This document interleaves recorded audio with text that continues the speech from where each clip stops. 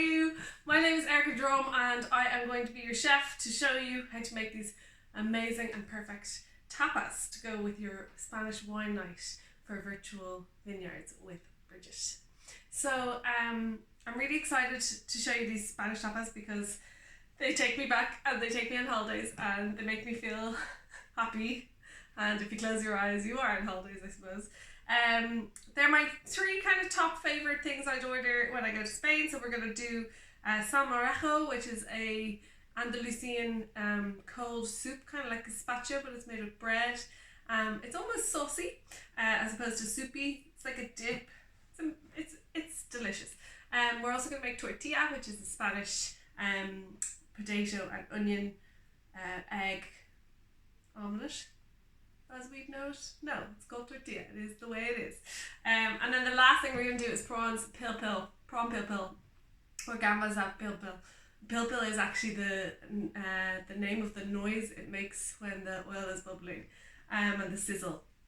So I'm really excited to show you those things. We're going to start with the potatoes and the onion for the tortilla. The traditional way of doing it is to actually fry everything first. So what I'm going to do is turn on the oil, turn on the pan, and we want this quite hot, so I'm going to go quite high.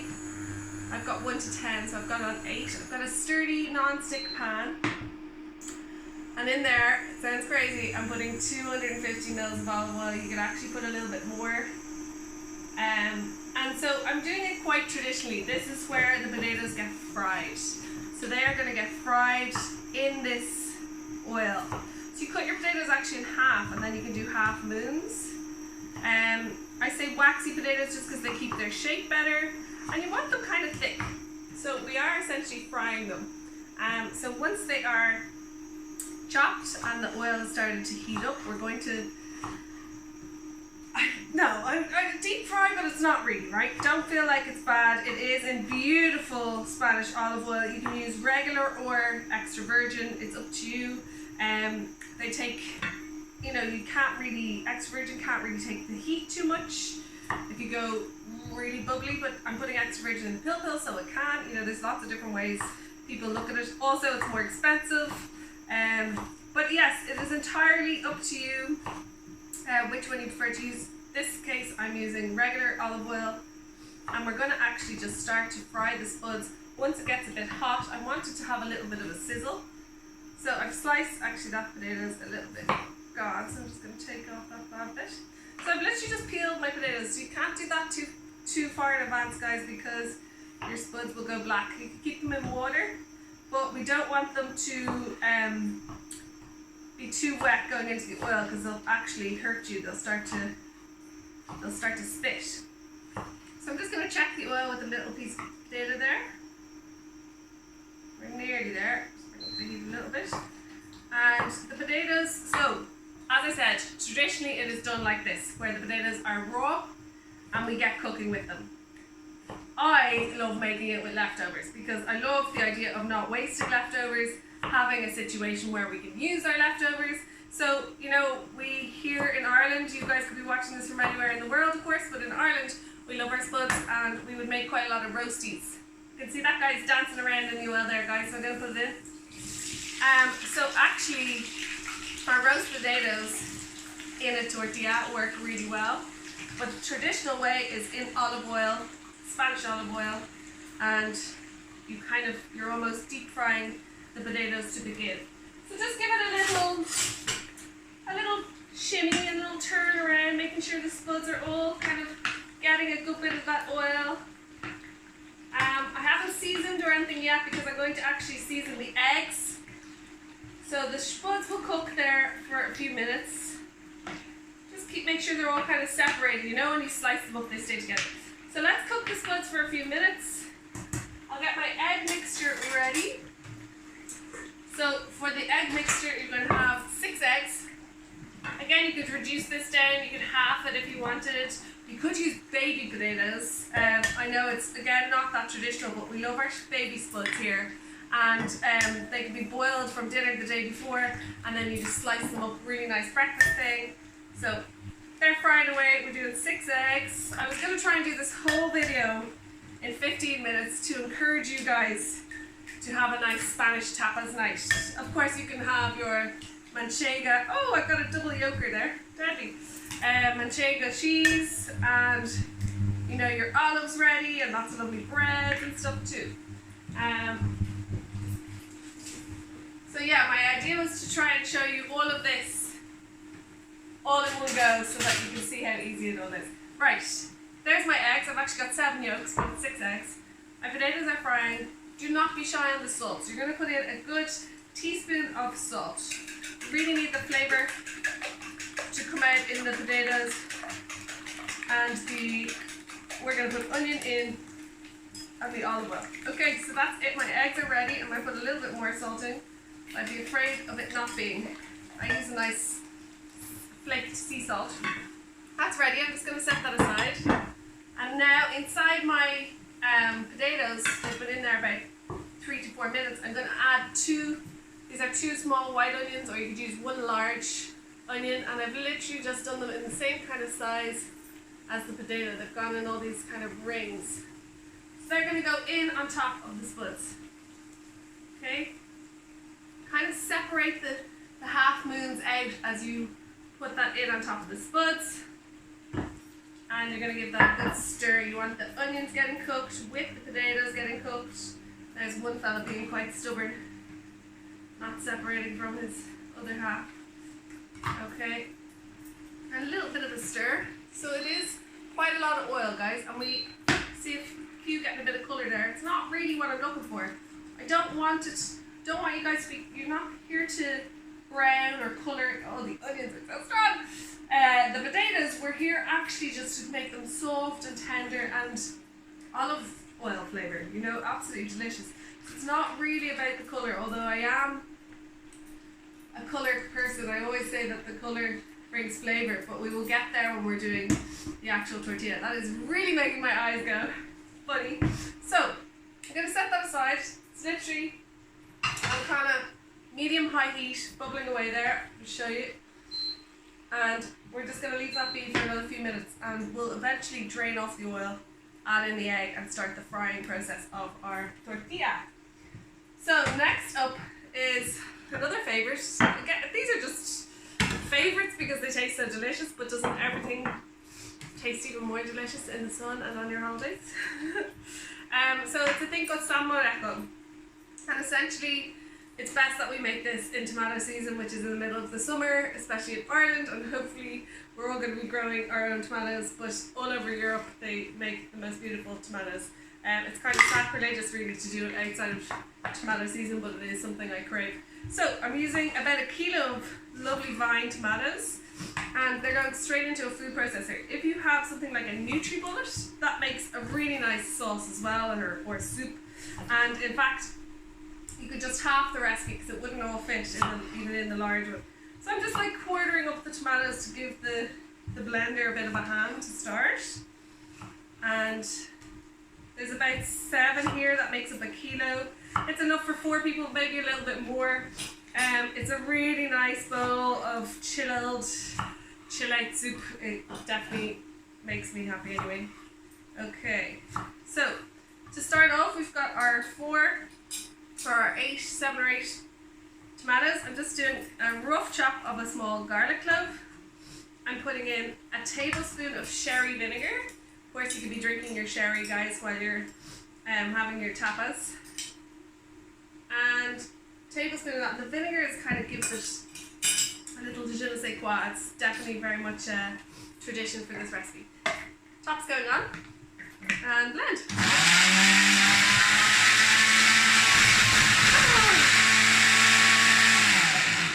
What is happening here? I think my blender is having a hard time.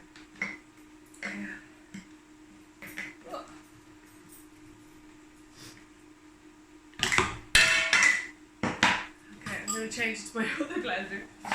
One.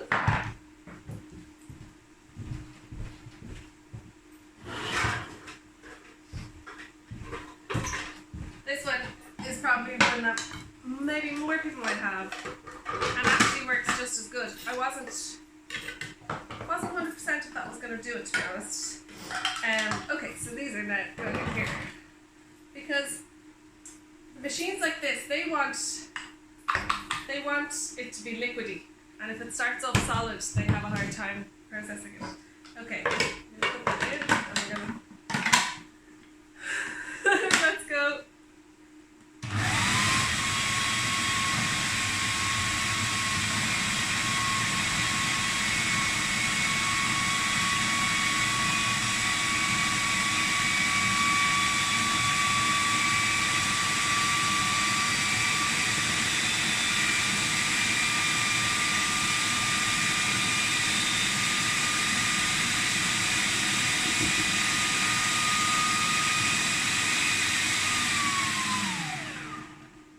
Okay, that's amazing. So it's gotten really smooth.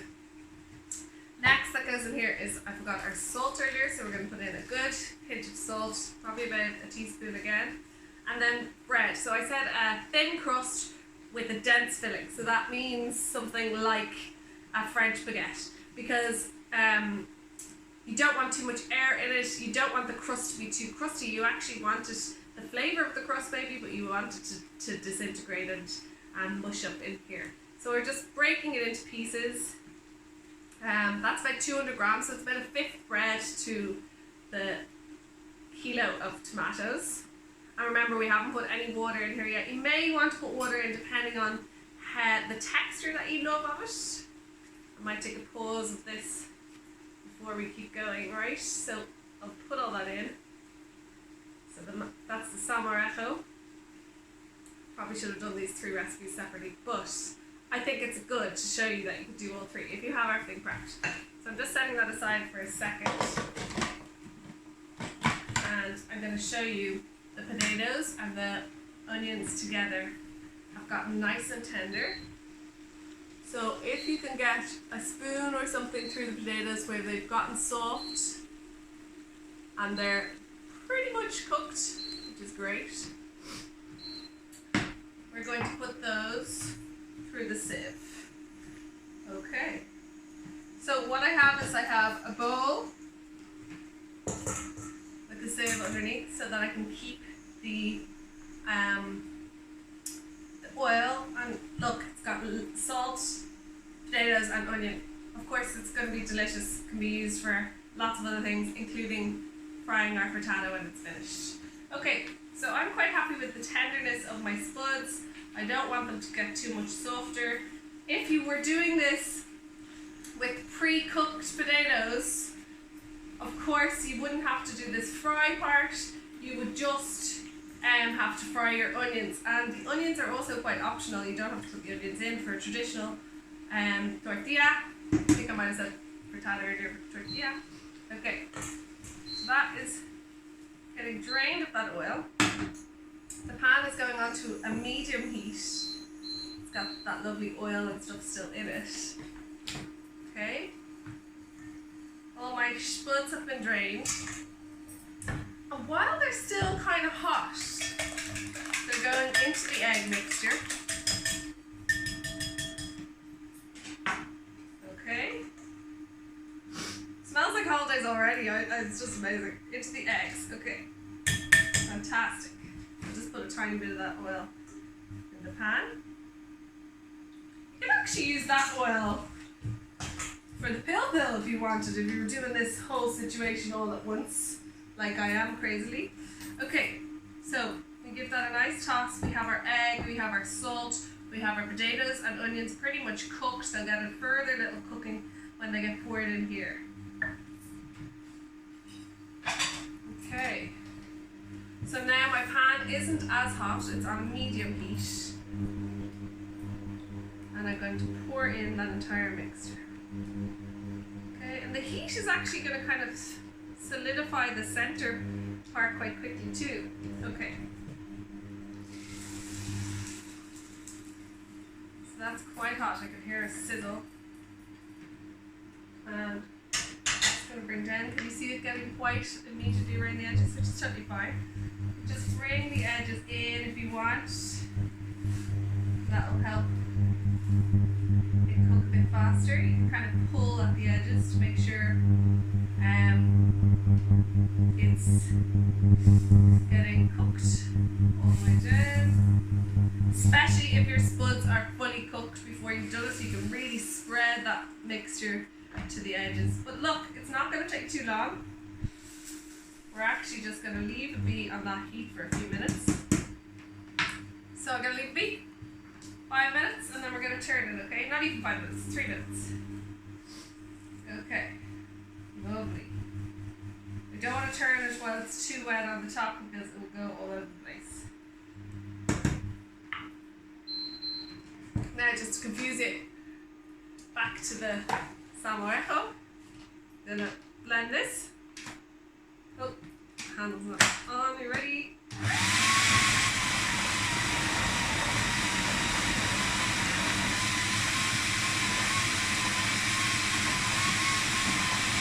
So obviously,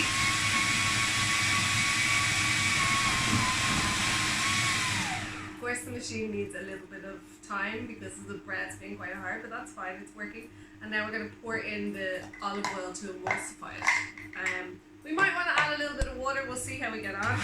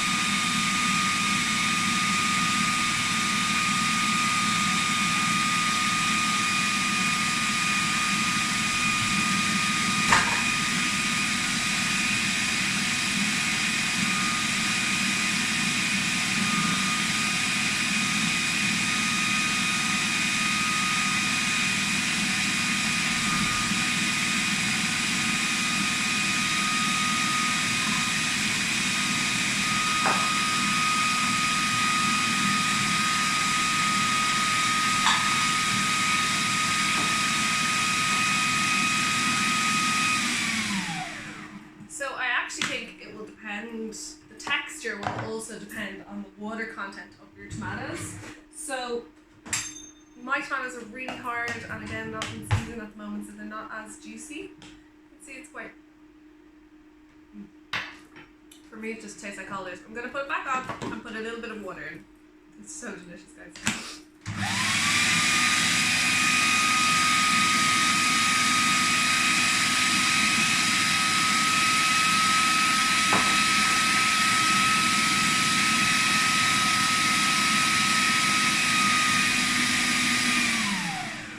Right, so that was probably about 100 mils of water, and I'm going to start to serve.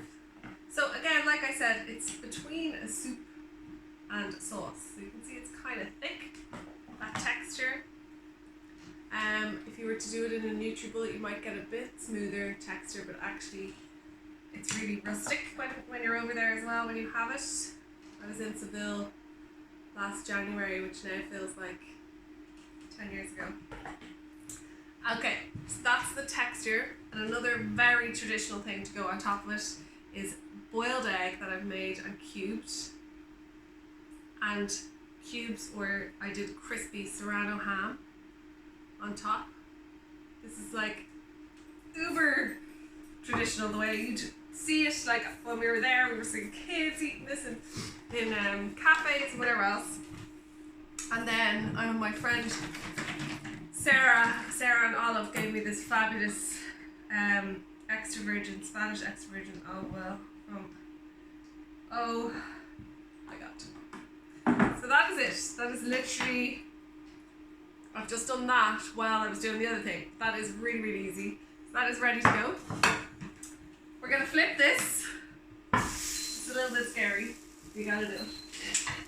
So what you do is make sure the edges are not, let's turn them off for a second, are not going to stick to your pan. And I've got a nice non-stick pan here, and then I'm using a plastic, or a, what do you call these? It's not plastic. Oh, I'll remember. Anyway, so make sure your plate fits the top of your, we'll just about, and gently flip it over. Okay. So that's it, cooked obviously on this side, but remember it's still a bit juicy on the other side. So we're gently gonna shimmy the tortilla back into, trying to get all those little spuds and onions down. Okay. So that's gonna go back on our heat. Oh, I wish I had someone with me here helping to clean them, to be honest. One done anyway. That's going to go back on the heat. And you want another few minutes now. I like it gooey in the middle, I don't mind, especially if you use really nice eggs.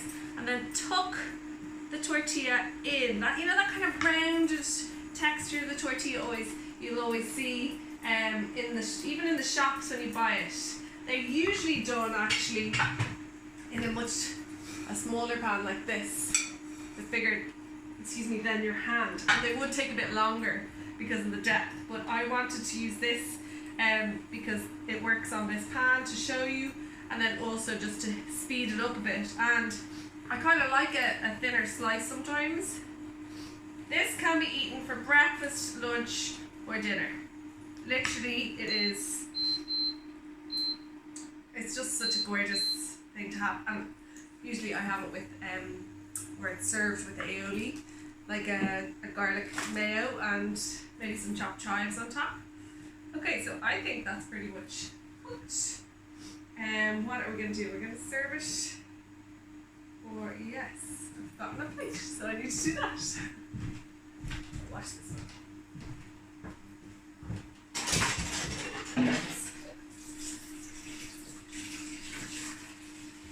Okay, so I'm hoping you're enjoying this. I'm not confusing anyone too much. That's about 2 minutes on the bottom part. It would take a little bit longer for you guys. I have speeded it up somewhat because I want to let it rest, and then I also want to show you the last dish, which is very, very easy. Okay. So I'm going to transfer my tortilla onto my spatula, silicone, that's what it is, silicone, onto my plate, okay? And you're going to just shimmy it, or you could do the flip thing as well. I'm going to shimmy, yes. And here's the kind of sad part, it's only a little bit sad, don't worry, is that you don't actually want to eat that or cut into it straight away. So I'm going to show you before we're finished cutting into that. Next up, last one, are prawns pil-pil, or prawn pil-pil, or gambas al pil-pil. We're going to start by warming up our dish. Now, they use a particular clay pot. I'm using a metal dish. You could just use a frying pan and put a nice serving dish in the oven, or who cares, you can bring the pan to the table, just make sure everyone knows they have to be really careful. So as this warms, I'm letting the oil warm with it. So it's about 75 to 100 mils if you want to put a bit more, or if you want to be really easy on the oil, you can go less. Traditionally, there's a good bit for the prawns to be able to fry.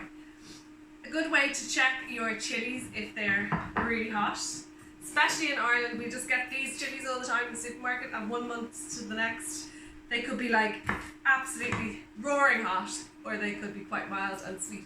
So I cut off the top. Then I lick it. I'm kind of scared now. Okay. See, it's quite mild. Whereas the one I've chopped already blew my thumb off. You could just test it on the side of your lip. So I'm only actually going to put in one. I've got 4 cloves of garlic, quite thickly cut, and they are going to go nice slices. They're going to go with the chili in the oil as it warms up. So they're nearly infusing it. This pot is going to keep a lot of heat, guys, so the prawns really don't need much time. I'm going to let seed. So I've got, in there, I've got my chili and my garlic. In the oil, you can actually see it sizzling. So next, going in quite quickly, is the prawns that I've dabbed dry. A little bit of seasoning. And in they go. You can use the tongs if you want to be careful because the oil is quite hot. And for 2 of us, I've got 300 grams, which is 3, 4, 5, convince you, you know where they go. 6, 7, 8. 50 minutes, 8 prawns each. They're nice big ones. Make sure they're defrosted and deveined. If you don't know what deveined is, it's taking the intestine out of the back of the prawn. And you can do so by pulling on it or by doing a little slice down the back, and then you'll see the little black line. You can take that away. Okay, so if you've loads more oil, prawns will cook a bit faster because they're nearly deep fried then. Whereas in this situation, we just want to keep an eye on them, and after about a minute of the prawns on one side, we're going to turn them to the other side. I'm actually going to do a little bit more seasoning. And for serving them, my favourite thing is scallions. Traditionally it'll be parsley. Nearly there. So each prawn will get turned as they get a little bit whiter and more cooked. But you don't want your garlic or your chilli to actually burn, guys. So you did want your garlic and chilli from the start so that it infuses and flavours that oil, but you don't want it to burn. Okay, so you can see my prawns starting to cook. They're going white, and as you can see them go white, you give them one turn onto their underside. Remember the dish that you serve them in. If it's coming out of the oven, you're going to pour them into it, or if you have it on your hob, that dish is going to keep the heat for you. It's going to keep cooking those prawns when you bring them to the table. So don't be worried if they're a little bit under or they haven't started to curl. See this guy starting to curl? Don't be worried. They will keep cooking, and no one can eat them straight out of this. They're just too hot. So a teaspoon or half a teaspoon of smoked paprika for me. This is quite traditional flavour. It smells amazing and it tastes amazing. Give that a stir in, and then when I go to serve it, which say for example would be just here on my chopping board, but I'd always like maybe leave like a tea towel or something like that wrapped around it so that whoever you're serving is quite aware that that is a really, really hot dish. When I go to serve it like this, bubbling hot to the table, I'll put scallions on top, and those scallions nearly cook into the sauce. Last thing is some crunchy bread. This, like, sure you're not in Spain if you don't have crunchy bread at your dinner, is a must. That has to be the nicest dinner ever, guys. So easy. Really nice tapas to go with your wine this evening or whatever you're having. Your cava as well. And, oh yeah, I want to show you this. 28 minutes, I thought I'd do 10. So definitely leave it to set for a little minute before you cut it out. And again, you can drizzle it with olive oil. But there you are. You see that? Gooey. We have a taste. Oh. So good. So hot. Have some of the Samoreko to cool it down. And your prawns pil. Thank you for paying attention. I hope you enjoyed it. As I said, my name is Erica Drum, and I'm calling myself a virtual chef these days. A lot to do with Instagram. So yeah, have a look at my page, Drum's Kitchen, and I hope you've enjoyed this. And I hope you give it a go and close your eyes and you're on your holidays. We'll see you again. Bye, guys.